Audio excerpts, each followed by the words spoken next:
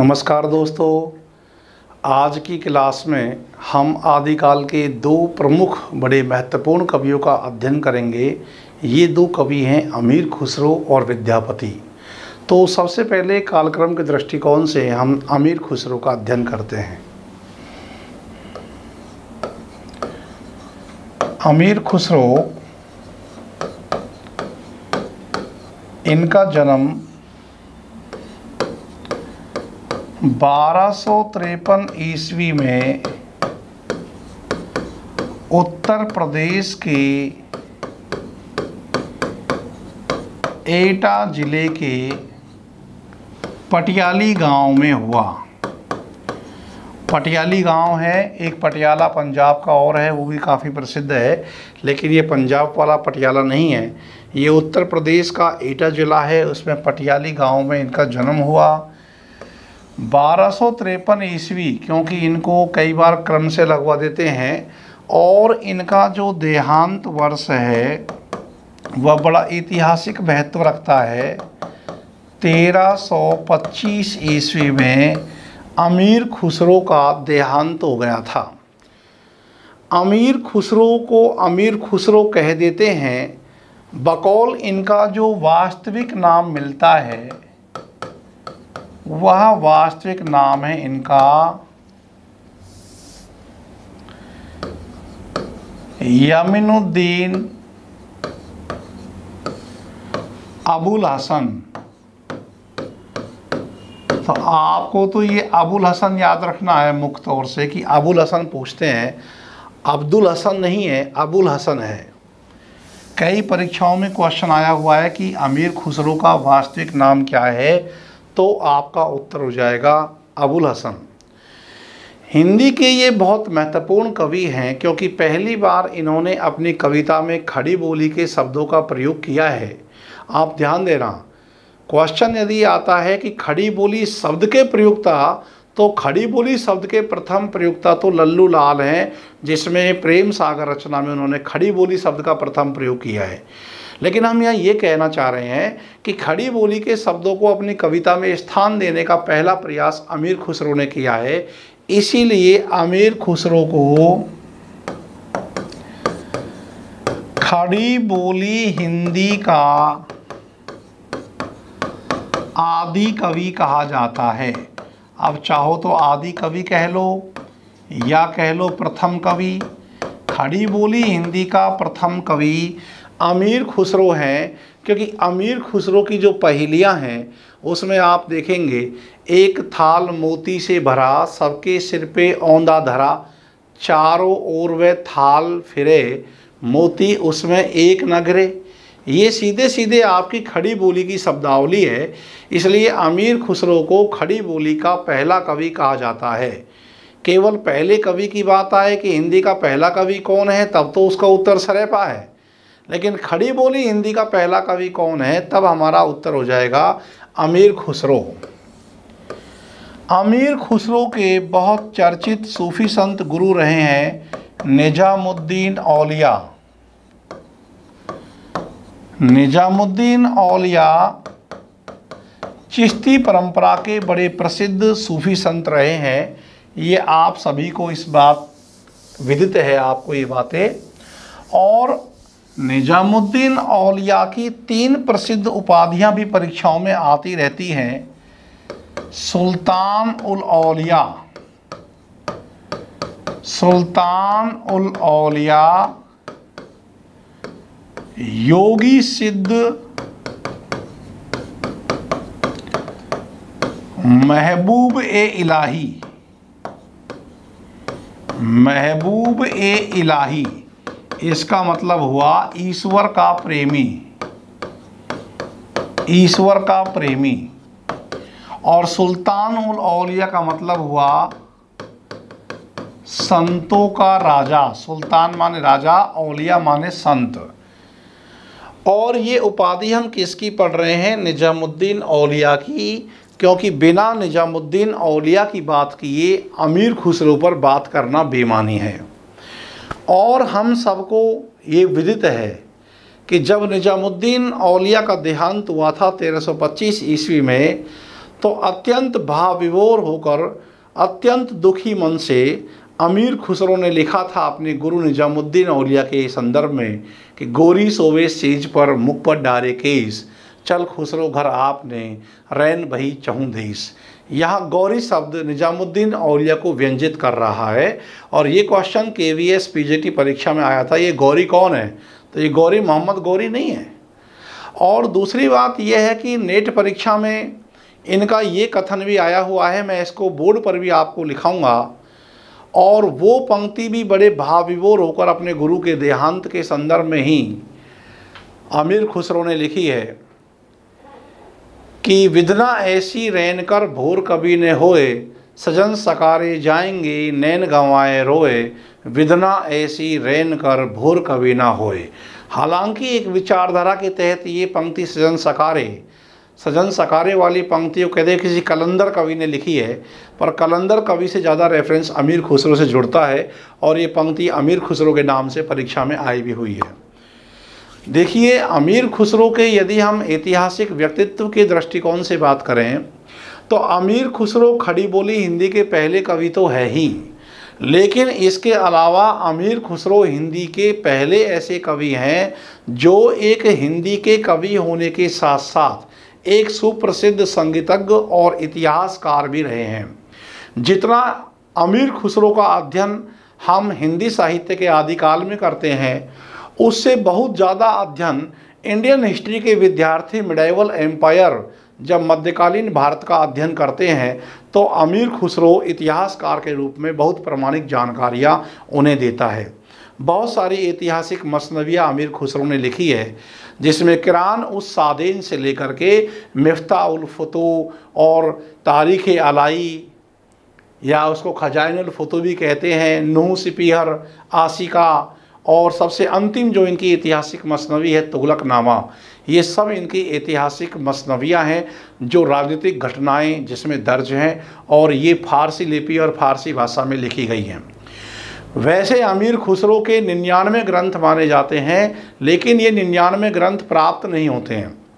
अमीर खुसरो ने हिंदी में ले दे करके जो लिखा है वो है पहेलियाँ राम कुमार वर्मा ने कहा है। ध्यान रखेंगे आप, राम कुमार वर्मा ने तो अमीर खुसरो को अवधि का प्रथम कवि भी कहा है। तो हमको ये ध्यान रखना है कि अमीर खुसरो ने हिंदी में ले दे करके जो पहेलियाँ, मुकरियाँ, दो सपने, ढकोसले ये सब लिखे हैं, ये सब भी पहेलियों के ही नए रूप हैं। आपसे पूछे कि अमीर खुसरो ने मुख्यतः हिंदी में क्या लिखी हैं और किस चीज़ के लिए प्रसिद्ध हैं, और आ जाए मुकरियाँ, दो सपने, ढकोसले, पहेलियाँ, तो इसका उत्तर पहेलियाँ ही होगा, क्योंकि पहेलियों के ही ये सब रूप हैं। और राम कुमार वर्मा ने बताया है कि अमीर खुसरो की कविता में 6 प्रकार की पहेलियाँ आती हैं, और उन पहेलियों को भी अभी हम विस्तार से बोर्ड के माध्यम से समझेंगे। आप सुन करके अपना विजन भी बनाएंगे, आप देख करके अपने नोट्स भी बनाएंगे, हर पद्धति से आपको अध्ययन करना है।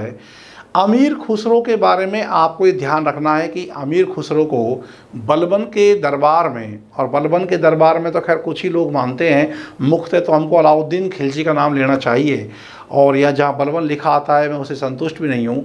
आप अलाउद्दीन खिलजी ध्यान रखिए कि अलाउद्दीन खिलजी अमीर खुसरो के प्रिय सुल्तान हुआ करते थे, और अलाउद्दीन खिलजी के ही दरबार में इनको नायक की उपाधि मिली। बलबन का रेफरेंस तो ये आता है कि सबसे पहले अमीर खुसरो जिस सुल्तान के दरबार से जुड़े वो थे बलबन, और बलबन के पुत्र थे शाहजादा मोहम्मद, जो बाद में चंगजी आक्रमण हुआ था मंगोलों का, उस मंगोलों आक्रमण में वो मर भी गए थे।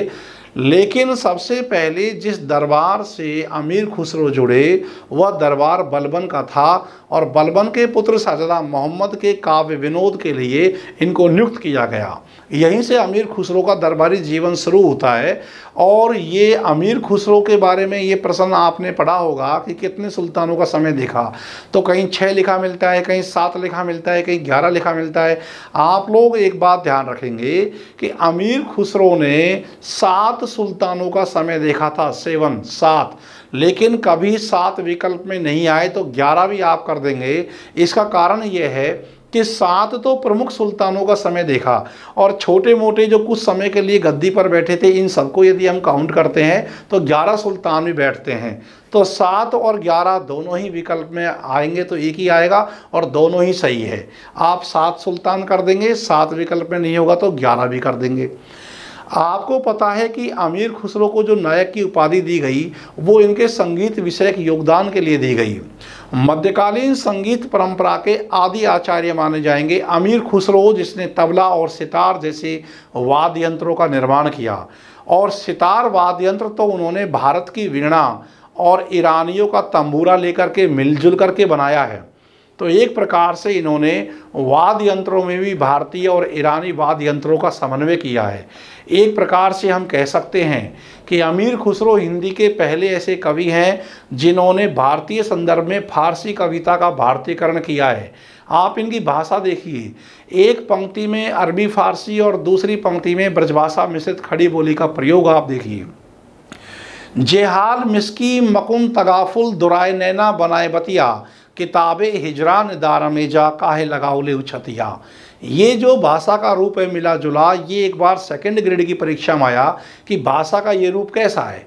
भाषा का ये रूप कहलाता है रेखता, जिसमें आदि अरबी फारसी आदि हिंदी का प्रयोग होगा, वो रेखता रूप होगा क्योंकि वो जटिल होता है। अब आप कहोगे कि हिंदी उर्दू का रूप तो हिंदुस्तानी है, वो तो हिंदी उर्दू का सरल रूप जो होगा वो हिंदुस्तानी होगा। तो इस प्रकार अमीर खुसरो का योगदान बड़े स्तर पर है। इन्होंने अरबी, फारसी, ईरानी और भारतीय रागों को मिलाकर के नए नए राग पैदा किए, तिलक, सनम और भोर जैसी संगीत की शैलियों को जन्म दिया।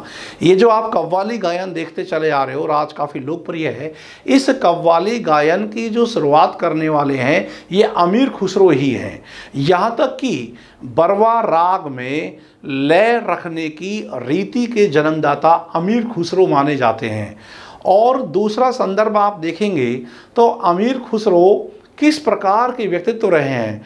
अपने गुरु से प्रेम करने की कितनी महान कड़ी है कि गुरु के देहांत की बात सुनकर के स्वयं ने भी अपने प्राण त्याग दिए। और आज भी अमीर खुसरो की जो आप समाधि देखेंगे तो निजामुद्दीन औलिया के मकबरे के अहाते में ही बनी हुई है। तो गुरु शिष्य की परंपरा की बात की जाए तो अमीर खुसरो का नाम बहुत ही स्वर्णिम अक्षरों में दर्ज है। अपने गुरु को कितना सम्मान इन्होंने दिया। और इसमें आपको एक बात और ध्यान रखनी है कि पूरे आदिकाल में हम जो अध्ययन करते हैं तो किसी ने राजनीति पर लिखा, दरबारों के लिए लिखा, और आध्यात्मिक भूल भुलैया धर्म के लिए, अपने धार्मिक सिद्धांतों के प्रतिपादन के लिए सिद्धों ने, नाथों ने, जैनों ने रचनाएं लिखी हैं। परंतु अमीर खुसरो हिंदी के पहले ऐसे कवि हैं जिन्होंने अपनी पहेलियों, मुकरियों के द्वारा जिज्ञासा और कौतूहलता की सृष्टि करके मनोविनोद को अभिव्यक्त किया है।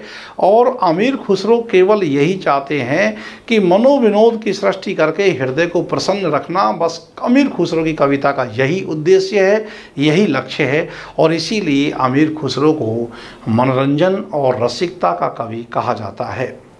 सबक हिंदी नाम की इन्होंने नई कवि नवीन काव्य शैली अपनाई। और आज के संदर्भ में आप लोग विशेष इस बात का ध्यान रखें कि आज जबकि अंग्रेजी का वर्चस्व बढ़ रहा है हिंदुस्तान के अंदर, हिंदी को वो दर्जा नहीं मिल पा रहा है जो मिलना चाहिए, भाषिक सम्मान की प्रक्रिया कहीं न कहीं छत विक्षत है। ऐसे में अमीर खुसरो की आज प्रासंगिकता बहुत बढ़ जाती है। अमीर खुसरो अपनी हिंदवी को अरबी फारसी से कम नहीं आंकते, बल्कि आशिका में उन्होंने जी खोलकर हिंदी की प्रशंसा की है। उन्होंने कहा है कि मैं तूती ए हिंद हूँ।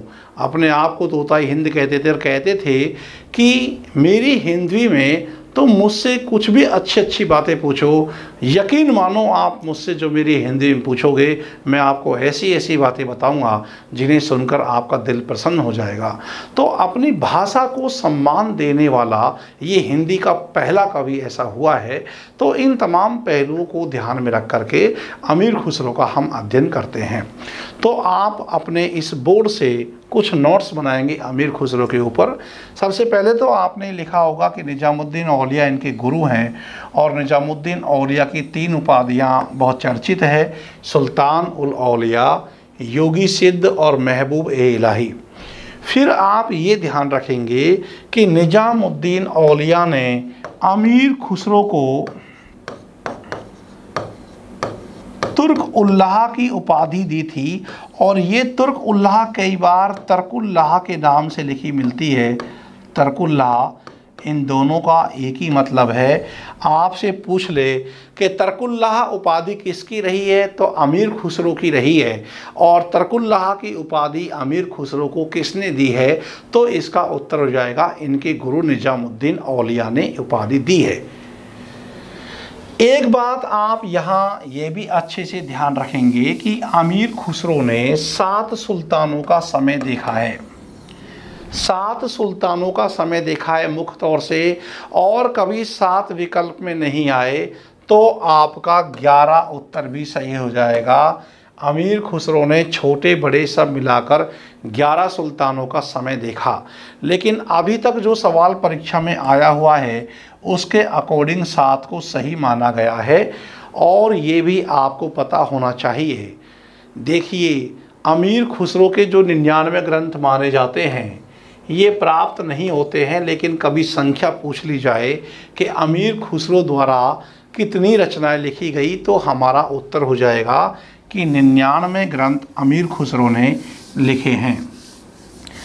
अमीर खुसरो की कविता में एक अंतर्विरोध सा, एक अंतर्द्वंद सा भी दिखलाई देता है, और ये अंतर्द्वंद दिखना एक स्वाभाविक सी बात है, क्योंकि आप ये देखिए कि उस समय के सबसे बड़े साम्राज्यवादी निरंकुश शासक अलाउद्दीन खिलजी इनके प्रिय राजा रहे हैं, और दूसरी तरफ इनके गुरु रहे हैं निजामुद्दीन औलिया, जिनका राजकीय संरक्षण में कोई विश्वास नहीं है, जो योगी सिद्ध हैं, जो जंगल में दूर खानखाओं में निवास करते हैं। तो एक प्रकार से भोग और योग, इन दोनों के बीच की कड़ी के बीच में अमीर खुसरो झूलते हैं, क्योंकि दोनों बड़ी हस्तियां जो एक दूसरे के विपरीत विचारधारा की हैं, वो दोनों ही अमीर खुसरो के प्रिय हैं। तो ये जो वैचारिक संवेदनात्मक द्वंद्व मिलता है, ये कहीं न कहीं इसकी देन मानी जाएगी।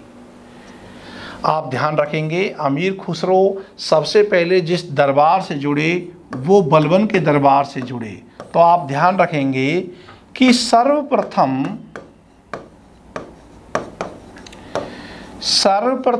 अमीर खुसरो बलबन के पुत्र, सर्वप्रथम अमीर खुसरो बलबन के पुत्र शाहजादा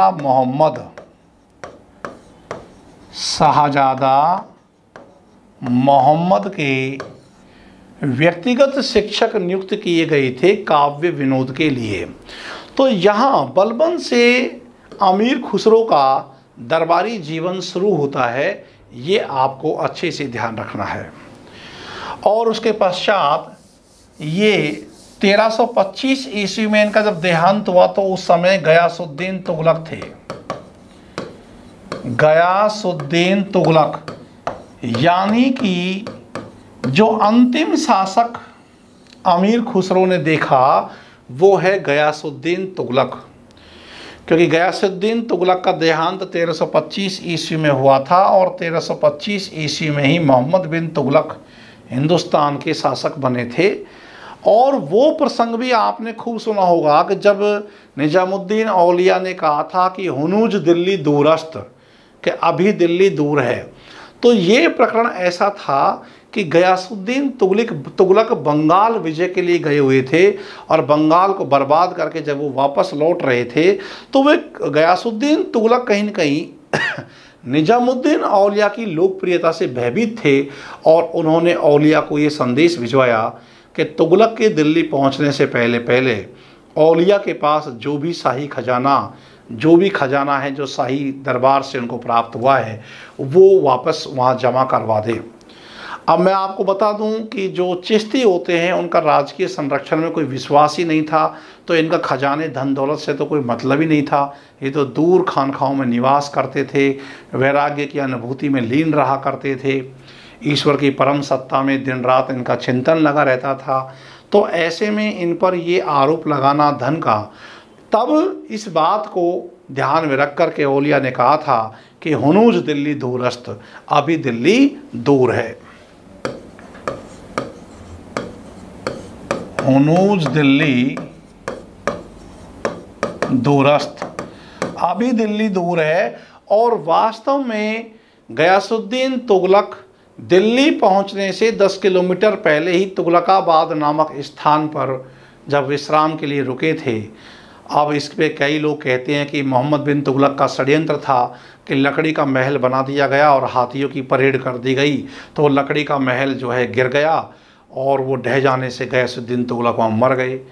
और बरनी कहते हैं कि बिजली पड़ गई थी, जो भी कारण रहा हो, लेकिन गयासुद्दीन तुगलक का वहाँ देहांत हो गया, वो दिल्ली नहीं पहुँच पाए। तो ये बहुत चर्चित पंक्ति हो गई कि हुनुस दिल्ली दूरस्थ, और ये कथन निजामुद्दीन औलिया ने गयासुद्दीन तुगलक को भिजवाया था।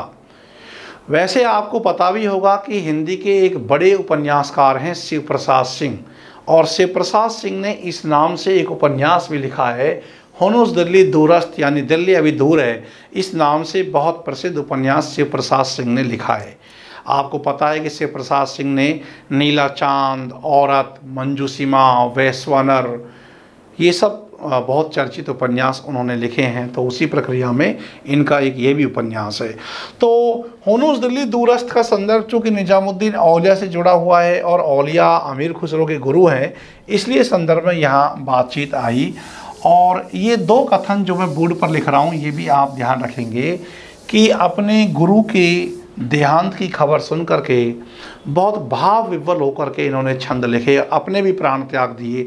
अमीर खुसरो की ये पंक्तियाँ आप देखिए, परीक्षा में आती रहती हैं।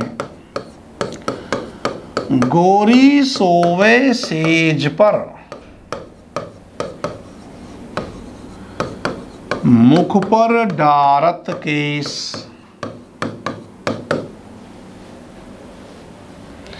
गोरी सोवे सेज पर, मुख पर डारत केस, चल खुसरो घर आपने, चल खुसरो घर आपने, रैन भई चहुँ देश, रैन भई चहुँ देश। अमीर खुसरो का मकबरा निजामुद्दीन औलिया के मकबरे में ही बना हुआ है। तो ये पंक्ति, और गौरी यहाँ किसको व्यंजित कर रहा है? गौरी यहाँ पर निजामुद्दीन औलिया को व्यंजित कर रहा है। एक बार ये पंक्ति नेट की परीक्षा में आई थी। भाषा आप देखेंगे तो एकदम खड़ी बोली आपको देखने को मिलेगी। सजन सकारे जाएंगे, नैन गंवाए रोए, सजन सकारे जाएंगे, नैन गंवाए रोए, विधना ऐसी रैन कर, भोर कभी ना होए। हे विधाता, तुम ऐसी रात्रि कर दो कि भोर हो ही ना। अब कुछ लोगों का मानना है कि ये पंक्ति कलंदर की है, लेकिन कलंदर के स्थान पर हम इन पंक्तियों को अमीर खुसरो की ही मानेंगे, क्योंकि अमीर खुसरो से जोड़ करके ये पंक्ति परीक्षा में आ चुकी है। अमीर खुसरो के बारे में और तमाम प्रकार के पहलू की हम बात करेंगे। उससे पहले आप ये अच्छे से ध्यान रखना कि अमीर खुसरो एक बहुत बड़े संगीतज्ञ भी रहे हैं, और संगीतज्ञ होने के कारण अमीर खुसरो की जो उपाधि रही है वो रही है नायक। आपसे पूछ ले कि आदिकालीन किस कवि की उपाधि नायक रही है, तो इसका उत्तर हो जाएगा अमीर खुसरो। और अमीर खुसरो को ये नायक उपाधि इनके संगीत विषयक योगदान के लिए दी गई है, और ये उपाधि अलाउद्दीन खिलजी के दरबार में दी गई है। यदि संगीत संबंधी योगदान की बात करें तो इन्होंने तबला व सितार वाद्य यंत्रों का आविष्कार किया है। इन वाद्य यंत्रों का इन्होंने आविष्कार किया है। और एक सबसे दिलचस्प पहलू तो आप ये देखेंगे कि जो सितार है ये इन्होंने वीणा और तंबूरा को मिला करके बनाया है। अब तंबूरा है फारसी वाद्य यंत्र यानी ईरानी, और वीणा है भारतीय। तो एक प्रकार से इन्होंने वाद्य यंत्रों में भी भारतीय और पारसियों का समन्वय किया है। तो इन्होंने सितार, एक बार यूपीएससी की परीक्षा में क्वेश्चन आया था, सितार किन दो वाद्य यंत्रों को मिला करके बनाया गया, वीणा और तंबूरा। तो तबला और सितार इन दो वाद्य यंत्रों का जन्म तो इन्होंने दिया ही, लेकिन इसके अलावा इन्होंने अरबी, फारसी, ईरानी और भारतीय इन तमाम रागों को मिलाकर के कुछ नए राग बनाए। इन्होंने जो नए राग प्रचलित किए इनमें तिलक, शनम, भोर, ये सब संगीत की शैलियां हैं और जो विद्यार्थी संगीत का अध्ययन करता है वो इन शैलियों से परिचित रहता है।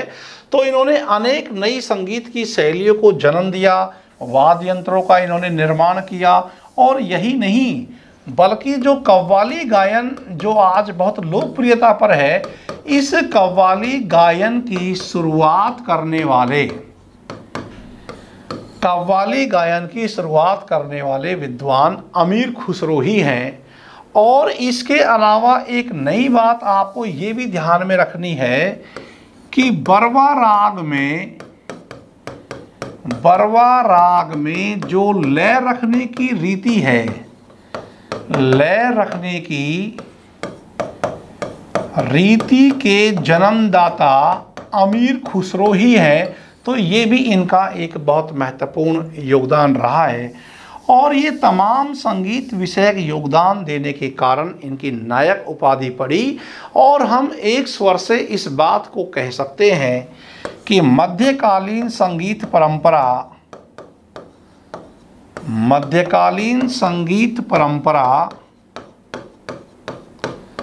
के आदि प्रवर्तक, मध्यकालीन संगीत परंपरा के आदि प्रवर्तक अमीर खुसरो माने जाते हैं। कभी आपसे पूछ ले कि मध्यकालीन संगीत परंपरा के आदि प्रवर्तक किस कवि को माना जाता है, तो आपका उत्तर हो जाएगा अमीर खुसरो। इस प्रकार अमीर खुसरो के योगदान की बात की जाए तो आप ये भी ध्यान रखेंगे कि एक सबक-ए हिंदी नामक इन्होंने नई काव्य शैली का प्रचलन किया। सबक-ए हिंदी नामक नवीन काव्य शैली का प्रचलन इन्होंने किया है। पूरे आदिकाल में अकेले अमीर खुसरो ही ऐसे कवि हैं जिन्होंने पहेलियाँ लिखी हैं। ये पहेलियाँ और मुकरियाँ, बाद में मुकरियाँ आधुनिक काल में भारतेंदु ने भी लिखी हैं, लेकिन आदिकाल के संदर्भ में हम ध्यान रखेंगे कि आदिकाल में इन्होंने हिंदी में आखिर लिखा क्या है, इस बात को थोड़ा सा आप ध्यान देंगे कि अमीर खुसरो ने हिंदी में लिखी हैं पहेलियाँ, मुकरियाँ, दो सखुने, ढकोसले, गजलें। पहेलियाँ, मुकरियाँ, दो सपने, ढकोसले, गजलें, ये इन्होंने हिंदी में लिखी हैं। लेकिन ध्यान रखना, इन्होंने मसनवियाँ ये हिंदी में नहीं लिखी है। आ जाए मान लो कोई पंक्ति कि अमीर खुसरो ने हिंदी में पहेलियाँ, मुकरियाँ, दो सखने और मसनवियाँ लिखी हैं, तो मसनवियाँ आ जाने से अब ये इसका उत्तर गलत हो जाएगा, क्योंकि मसनवियाँ इन्होंने हिंदी में नहीं बल्कि फारसी भाषा व फारसी लिपि जो उर्दू में हम पढ़ते हैं, तो इसमें फारसी भाषा और फारसी लिपि का प्रयोग किया गया है किसमें, मसनवियों में। और इन मसनवियों में मिलती क्या हैं, इन मसनवियों में ऐतिहासिक,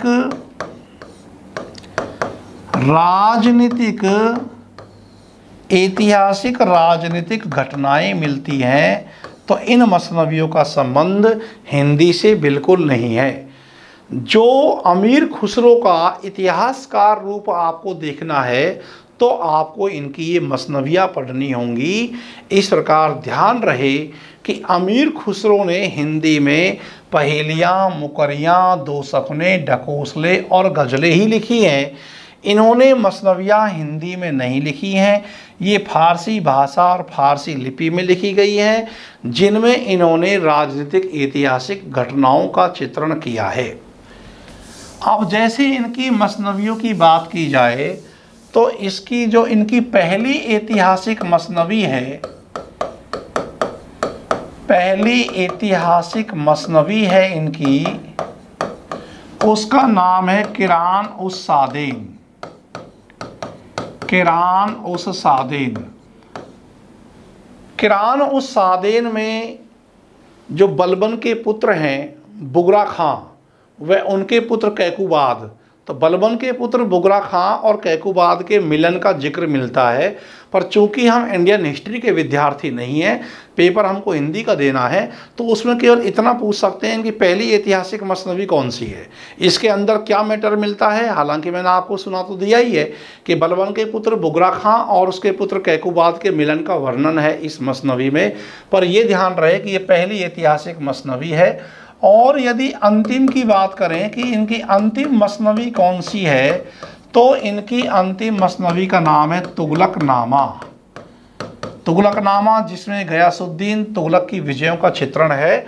और यदि अन्य मसनवियों की बात की जाए तो अन्य मसनवियों में हम देखेंगे खजाइनुल फुतूह। इसी खजाइनुल फुतूह को कहते हैं तारीख़-ए-अलाई। खजाइनुल फुतूह का ही दूसरा नाम है तारीख़-ए-अलाई। और इसमें अलाउद्दीन खिलजी की विजयों का वर्णन किया गया है।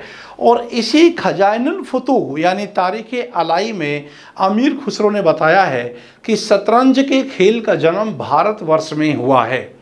तो ये रेफरेंस काम का है कि अमीर खुसरो ने किस मसनवी में बताया कि शतरंज के खेल का जन्म भारत में हुआ है।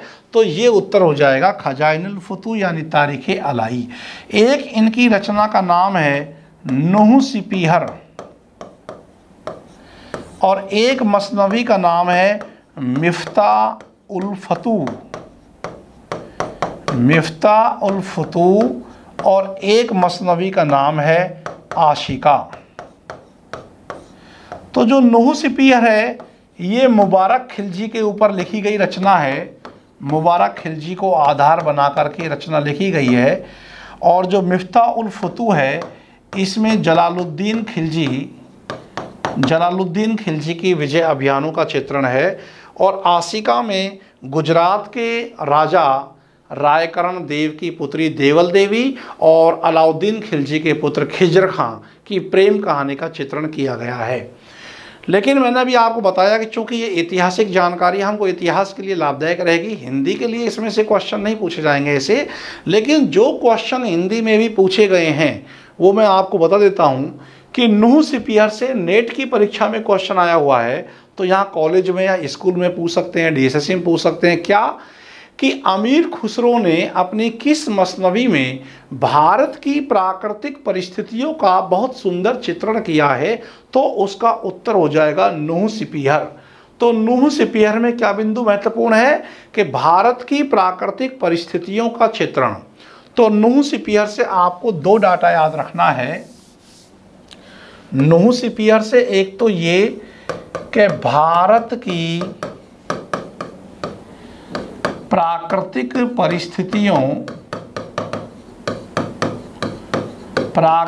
परिस्थितियों का सुंदर चित्रण मिलता है। और नुह सिपीहर में ही 18 बोलियों का उल्लेख मिलता है। ये क्वेश्चन भी परीक्षा में आया हुआ है कि अमीर खुसरो की किस मसनवी में 18 बोलियों का जिक्र मिलता है। तो इसका उत्तर हो जाएगा नुह सिपीहर। इसके अलावा आशिका से प्रश्न ये आया हुआ है कि अमीर खुसरो ने अपनी किस मसनवी में हिंदी की प्रशंसा जी खोलकर की है। तो इसका उत्तर हो जाएगा आशिका। आशिका में इन्होंने हिंदी की प्रशंसा जी खोल करके की है। और यदि आपको पंक्ति याद आ रही हो, चूमन तूतिये हिंदम अर राष्ट्रपुरुषी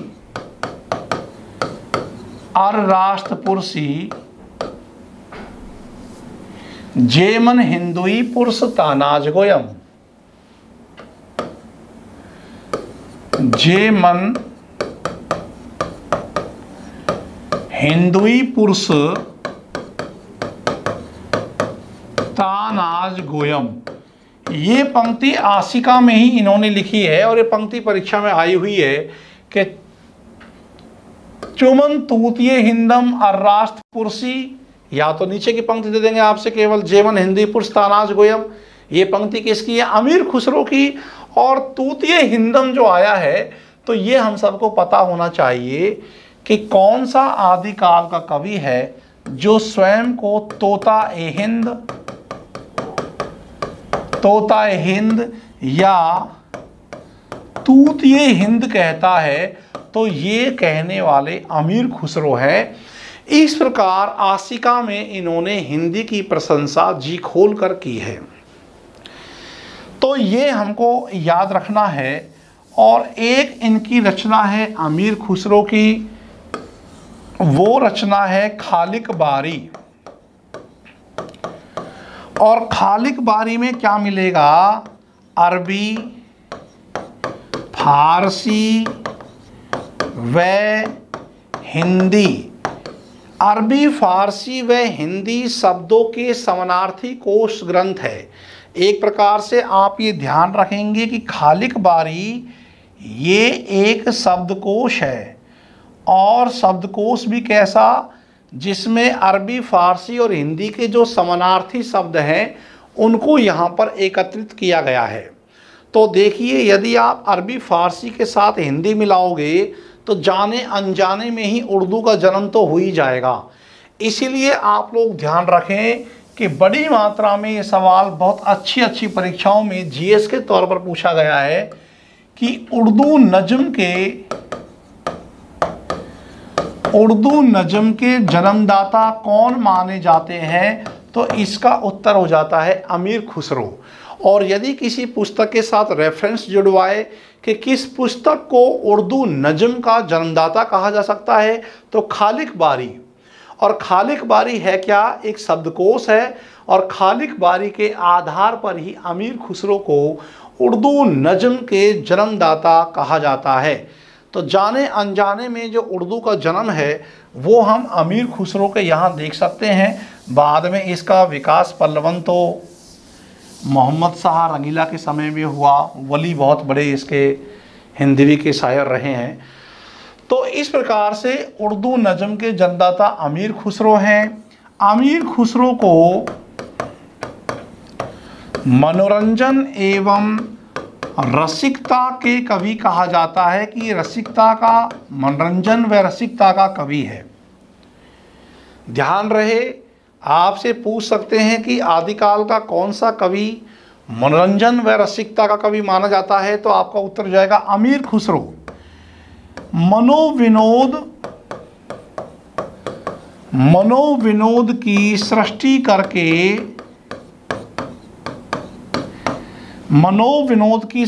करके हास्य व मनोरंजन द्वारा हृदय को प्रसन्न रखना यही खुसरो की कविता का उद्देश्य है।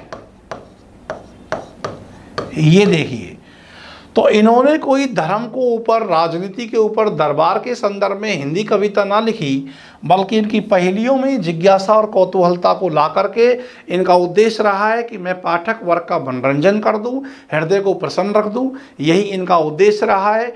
इस प्रकार अमीर खुसरो को मनोरंजन व रसिकता का कवि कहा जाता है। हिंदी का ये पहला ऐसा कवि है जिसे हम कवि के साथ साथ संगीतज्ञ भी कह सकते हैं, इतिहासकार भी कह सकते हैं और ये कवि भी इन्हें कह सकते हैं। तो जो कवि, संगीतज्ञ, इतिहासकार और कवि तीनों एक साथ है उसका नाम है अमीर खुसरो। इसको आपसे ऐसे पूछ सकते हैं कि कवि होने के साथ साथ ये प्रसिद्ध संगीतज्ञ व इतिहासकार भी रहे हैं। ये किसके बारे में कहा जा रहा है? तो अमीर खुसरो के बारे में। और चूंकि इनके यहाँ अवधी बोली की रूपरेखा भी मिलती है, इसलिए राम कुमार वर्मा का ये कथन आप ध्यान रखेंगे कि राम कुमार वर्मा ने अमीर खुसरो को अवधी का प्रथम कवि कहा है। अवधी का प्रथम कवि कहा है। और ईश्वरी प्रसाद सिंह की बात करें, जो इतिहासकार हैं, ईश्वरी प्रसाद ने अमीर खुसरो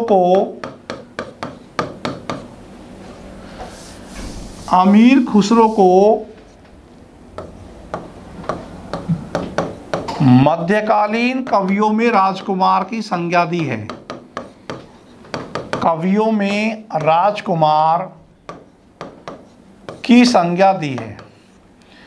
तो ईश्वरी प्रसाद ने अमीर खुसरो को मध्यकालीन कवियों में राजकुमार की संज्ञा दी है और रामकुमार वर्मा ने अमीर खुसरो को अवधी का प्रथम कवि कहा है। ये भी हमको जानकारी में रखना है। और हम ये भी जान रहे हैं कि अमीर खुसरो मनोरंजन और रसिकता के कवि हैं।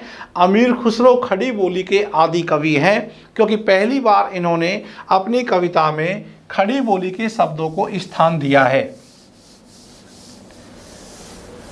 अमीर खुसरो का एक बहुत चर्चित वाक्य है, अगर फिरदौस कीमी हस्त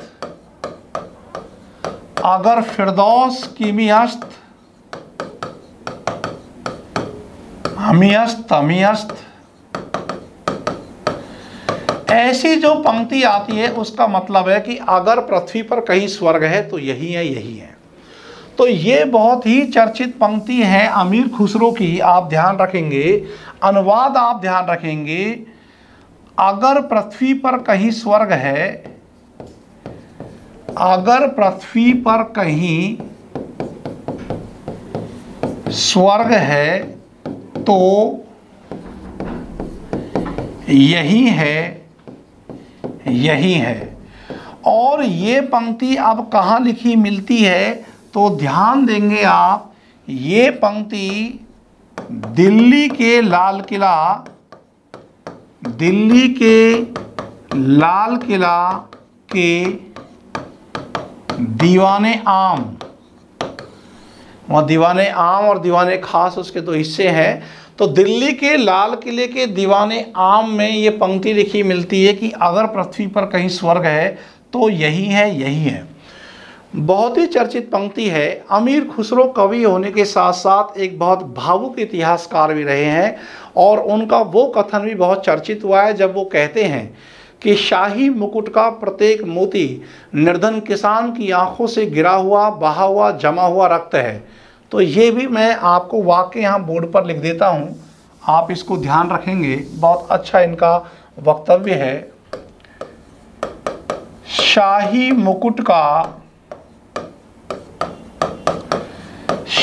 मुकुट का प्रत्येक मोती, शाही मुकुट का प्रत्येक मोती निर्धन किसान की आंखों से बहा हुआ, जमा हुआ रक्त है। इससे अमीर खुसरो की संवेदनशीलता जाहिर होती है।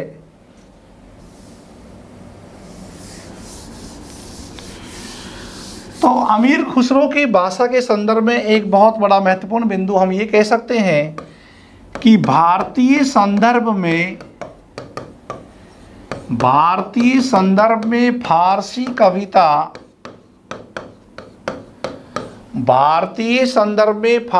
कविता का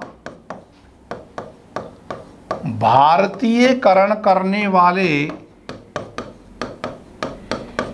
ये पहले कवि हैं। तो अमीर खुसरो ने भारतीय संदर्भ में फारसी कविता का भी भारतीयकरण कर दिया है। आप देखिए इनकी भाषा के बारे में आप देखेंगे, एक पंक्ति में फारसी व दूसरी में खड़ी बोली मिश्रित ब्रजभाषा का समन्वय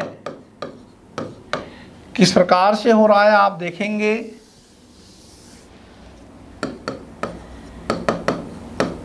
जेहाल मिस्की मकुन तगाफुल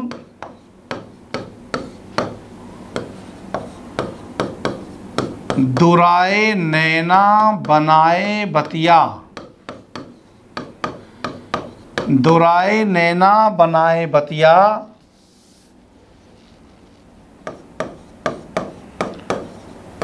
किताबे हिजरा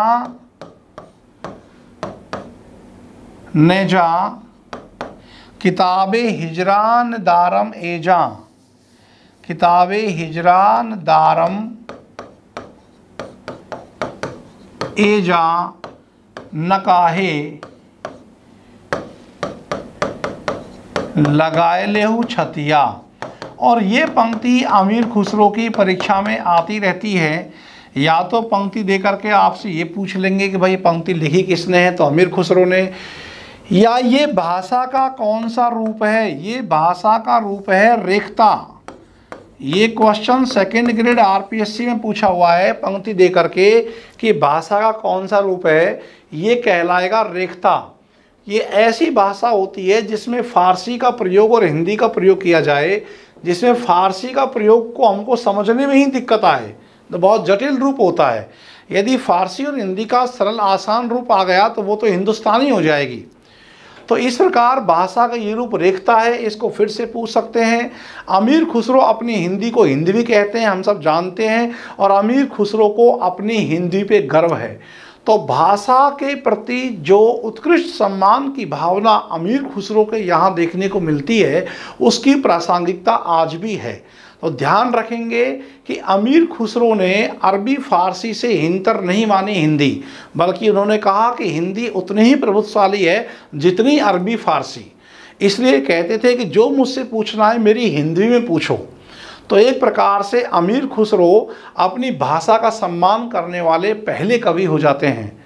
तो इस प्रकार से अमीर खुसरो के इन बिंदुओं को हम लोग ध्यान में रखेंगे। और अमीर खुसरो की यदि हम रचनाओं की बात करें, अमीर खुसरो ने हिंदी में मुख्यतः क्या लिखा है, तो आपका उत्तर होगा पहेलियाँ। अमीर खुसरो ने हिंदी में मुख्यतः जो लिखा है वह है पहेलियाँ।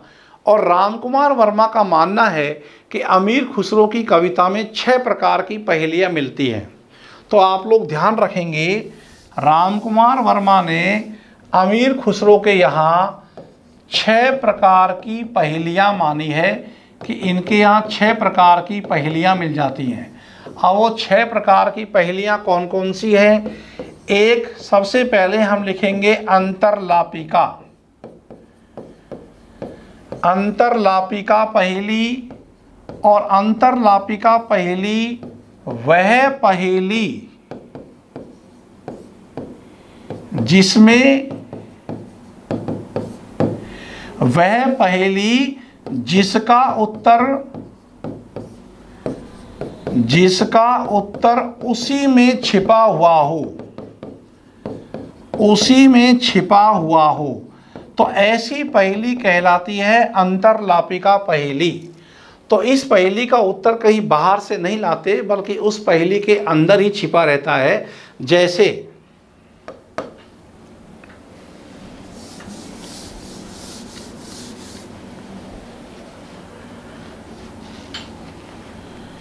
श्याम बरन है, श्याम बरन है दांत अनेक, लचकत जैसे नारी, लचकत जैसे नारी दोनों हाथ से खुसरो खींचे, दोनों हाथ से खुसरो खींचे और कहे तू आरी।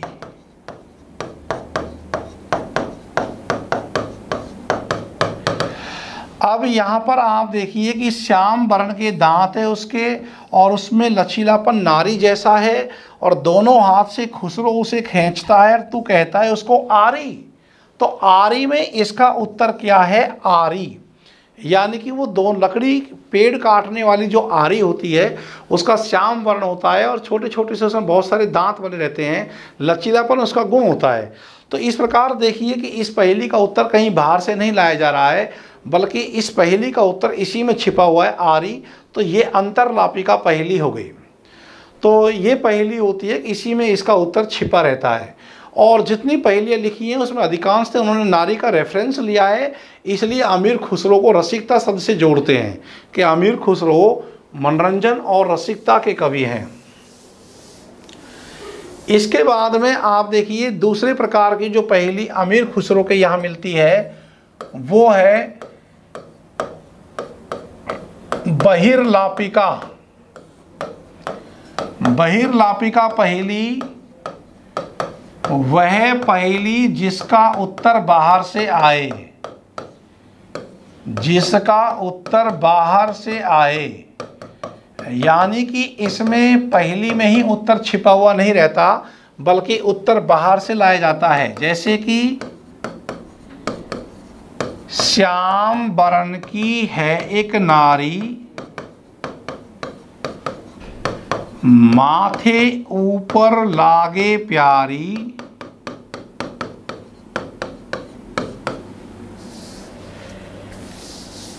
श्याम वर्ण की है एक नारी, माथे ऊपर लागे प्यारी, जो मानुष इस अर्थ को खोले, जो मानुष इस अर्थ को खोले,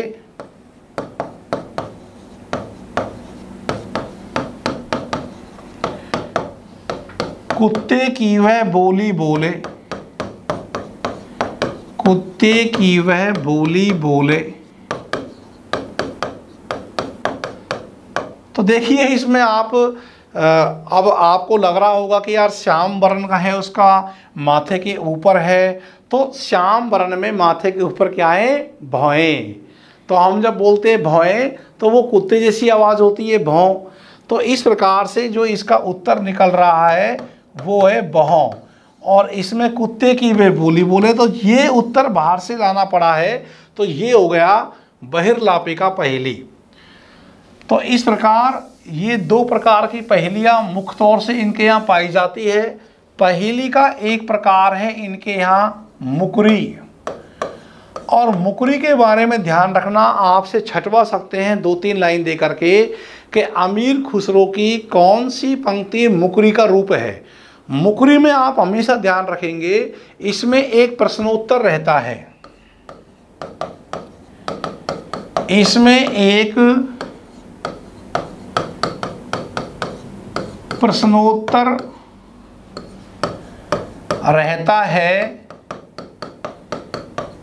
ए सखी साजन के रूप में, ए सखी साजन के रूप में, और बदले में निषेध करके उसके उत्तर में मुकर देते हैं। तो जो मुकर देते हैं इसलिए मुकरी कहलाती है। तो ए सखी साजन के रूप में आप तो ये ध्यान रखो कि जहां भी ए सखी साजन लिखा मिल जाएगा आप उसको समझ जाएंगे कि ये मुकरी है। अब जैसे उदाहरण में खा गया पी गया दे गया बुत्ता, ए सखी साजन ना सखी कुत्ता। तो ये जो सखी साजन आ जाए तो वहां तुरंत आप उसका उत्तर कर देंगे मुकरी। खा गया पी गया दे गया बुत्ता, ए सखी साजन, ए सखी साजन ना सखी कुत्ता। तो यहाँ पर अपनी बात से मुकरना भी आ गया, और ऐसे ढेर सारी मुकरियाँ अमीर खुसरो ने लिखी है। पागल करे मोही खराब, ऐसक साजन नहीं शराब। तो इसमें और बाद में इन मुकरियों को भारतेंदु ने भी लिखा है, लेकिन दोनों की मुकरियों में अंतर ये है कि इन्होंने हास्य की सृष्टि मनोरंजन के लिए लिखा है अमीर खुसरो ने, और बाद में भारतेंदु ने अपनी मुकरियों में देश की दुर्दशा को और अंग्रेजों पर व्यंग करना, कुरीतियों पर व्यंग करना, उनसे मुकरियों को जोड़ दिया है। जैसे भारतेंदु ने एक जगह लिखा है, हंस हंस के तनमंधन मुँह से, जात ईमान धन सब कुछ लूटे, पागल करे मोही खराब, ऐसक साजन नहीं शराब। और बहुत सारे अंग्रेजों पर व्यंग किया गया है। तो ये जहाँ भी आता है ऐसक साजन का जो रूप है, वहाँ आपका उत्तर हो जाएगा कि ये मुकरी का रूप आ गया। इसी प्रकार अमीर खुसरो के यहाँ एक प्रकार की पहेली मिलती है, उसको कहते हैं दो सखुने। ये जो हम पढ़ते हैं दो सखुने, ये दो सखुने क्या होता है कि इसमें दो या अधिक, आप ये कह सकते हो दो या दो से अधिक, इसमें दो या दो से अधिक प्रश्नों का एक ही उत्तर होता है, और ऐसा करके जिज्ञासा और कौतूहलता की सृष्टि की जाती है। तो जैसे आप उदाहरण लीजिएगा कि बस्ती क्यों उजड़ी, रोटी क्यों सूखी, दो प्रश्न हैं। बस्ती क्यों उजड़ी,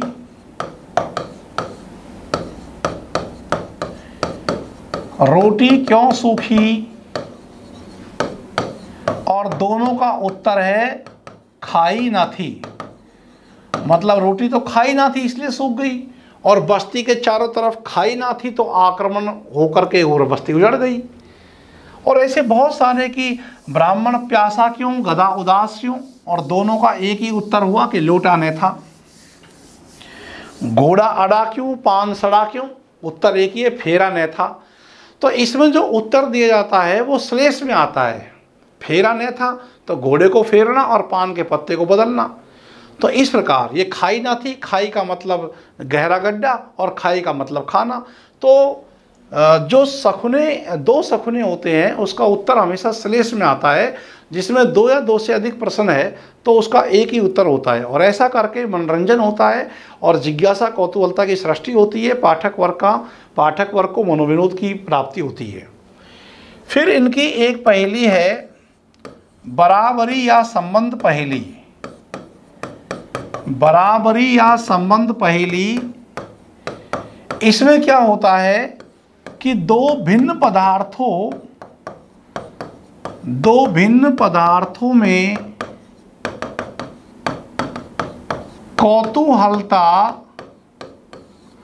कौतूहलता पूर्वक समानता दिखलाई जाती है। कैसे? जैसे मान लीजिए आपसे एक प्रश्न पूछा गया, आदमी और गेहूं में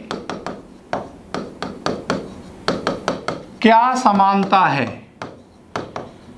आदमी और गेहूं में क्या समानता है? आपका उत्तर हो जाएगा बाल, क्योंकि गेहूं में भी बाल है और आदमी में बाल है।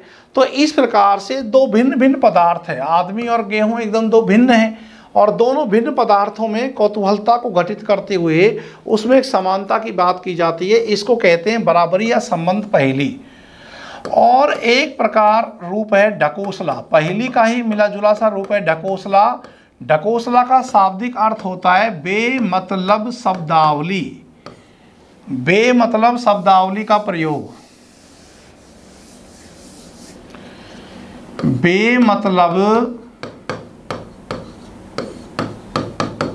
बेमतलब शब्दावली का प्रयोग। अब इसमें क्या है कि कहीं का पत्थर कहीं का रोड़ा, भानुमति ने कुनबा जोड़ा, उस प्रकार की शब्दावली। अब जैसे मान लीजिए बेतुकी बात है, जैसे मान लो मैं कहूँ कि मैं आम के पेड़ पर चढ़ गया और संतरा खाने लगा, नींबू के बीज फेंकने लगा और बबूल के वृक्ष उगने लगे। तो अब यहाँ पर कहीं कोई समानता आपको बातों की नहीं दिख रही है। तो उसी प्रकार बेमतलब की शब्दावली का प्रयोग करके बस पाठक वर्ग को हंसाना, इसका उद्देश्य है केवल हास्य और मनोरंजन। जैसे रामकुमार वर्मा ने इनका एक उदाहरण उद्धृत किया है ढकोसला का, पीपल पकी पपोलिया,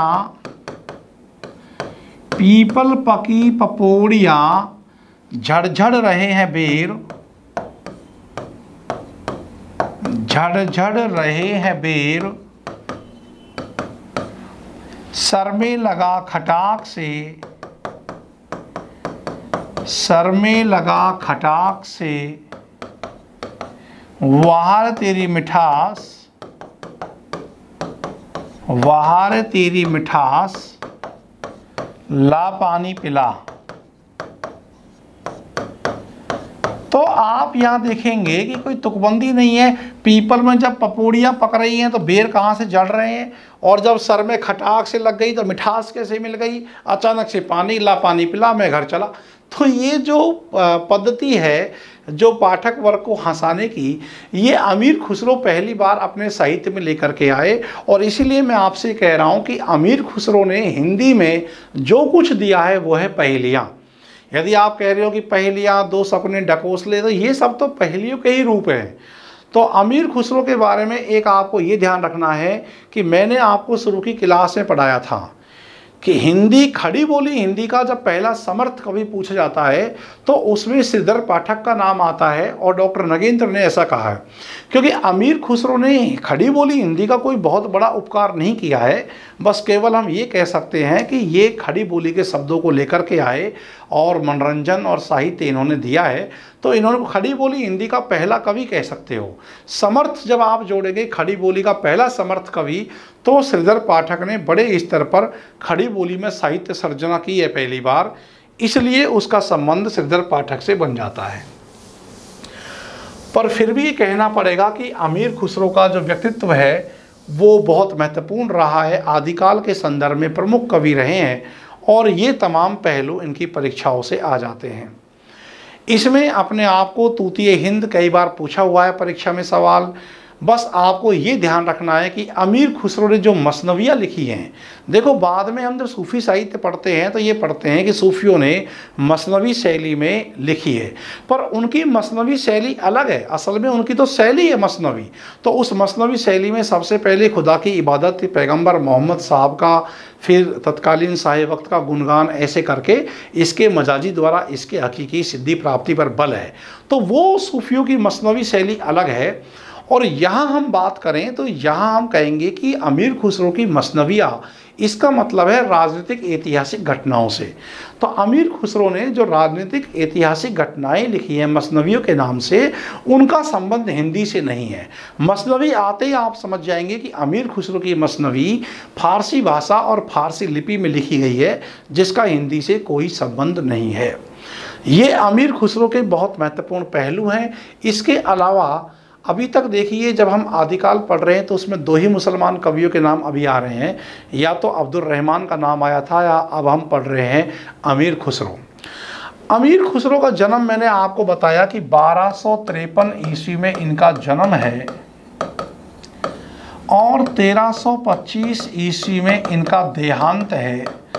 तो 2008 की DSSB की PGT परीक्षा में क्वेश्चन आता है कि अमीर खुसरो किस सदी के रचनाकार हैं, और सदी में दे दी उन्होंने 12वीं सदी, एक दे दी उन्होंने 13वीं सदी, एक दे दी उन्होंने 14वीं सदी, और एक दे दी उन्होंने 15वीं सदी। ये विकल्प थे। तो 12वीं सदी तो आप वैसे नहीं मानेंगे, 15वीं सदी का कोई मतलब नहीं है, बचा 13वीं सदी और 14वीं सदी।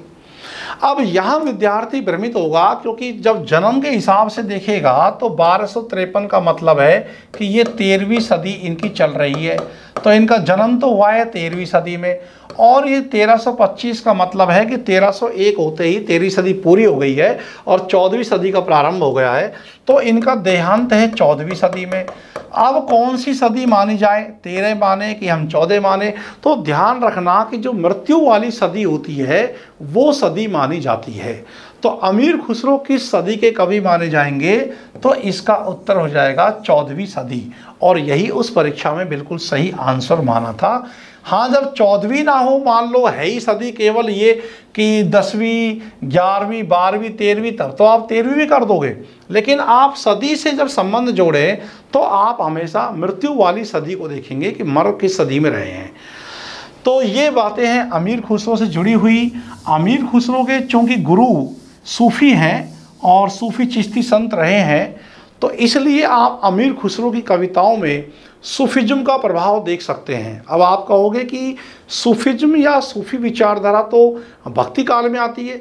बिल्कुल सही है, भक्ति काल में हम पढ़ते हैं सूफी रचनाकारों को, लेकिन ऐसा थोड़ी है कि ये सूफिज्म का जन्म भक्ति काल में ही हुआ। ये तो ईरान में 7वीं 8वीं सदी में इसका जन्म हो गया था। और निजामुद्दीन औलिया को जो हम पढ़ रहे हैं, ये प्रसिद्ध सूफी चिश्ती संत हैं। इस प्रकार आपसे पूछे कि आदिकाल का वह कौन सा कवि है जिसकी कविता पर सूफियों की प्रेम खुमारी या सूफिज्म का प्रभाव देखा जा सकता है, तो उसका उत्तर हो जाएगा अमीर खुसरो। और ये जो कई बार सूफी गाना है जो सुनने को मिलता है कि कागा चुन चुन के खाइयो, ये दो नैन मत खाइयो, ये है प्यू मिलन की आस, ये पंक्ति भी अमीर खुसरो से ही संबंधित है। इस प्रकार अमीर खुसरो पर सूफियाना प्रेम का प्रभाव भी स्पष्ट दृष्टिगोचर होता है। अमीर खुसरो के बारे में सबसे बड़ी बात तो यह है कि गुरु के प्रति सम्मान और जो भाषिक सम्मान की जो प्रक्रिया इन्होंने समाज को दिखलाई, वो वास्तव में बहुत अनुकरणीय है। तो अमीर खुसरो के बारे में ये सब बातें हमको पता होनी चाहिए। अमीर खुसरो के ही समकालीन एक अमीर हसन हुआ करता था, और अमीर हसन को भारत का सादी कहा जाता था। तो अमीर हसन भी एक कवि थे और अमीर खुसरो के समकालीन थे।